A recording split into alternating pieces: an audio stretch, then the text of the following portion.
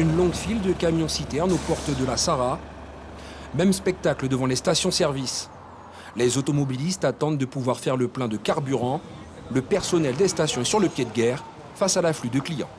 Nous sommes là depuis 5h30 du matin parce que 5h, pardon, on attendait une livraison entre 5h30 et 6h.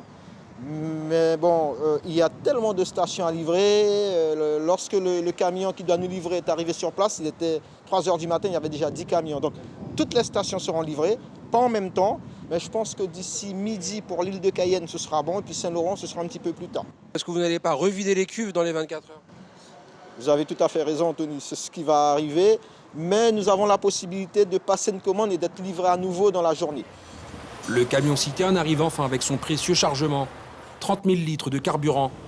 Une demi-heure d'attente, le temps de remplir les cuves. Une file pour les 2 roues. Priorité aux ambulances et infirmiers. Les plus prudents se sont levés aux aurores. Et depuis 4h du matin, je me suis levée si tôt. J'étais une des premières ici. Et puis 2 jours sans essence, c'est vraiment compliqué. Je roule là tout doucement jusqu'à que j'arrive ici. Vous êtes arrivé très tôt pour ne pas faire la queue, pour être sûr d'avoir de l'essence. Pourquoi si tôt?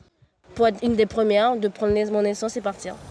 Même son de cloche à Saint-Laurent-du-Maroni, les automobilistes doivent faire preuve de patience.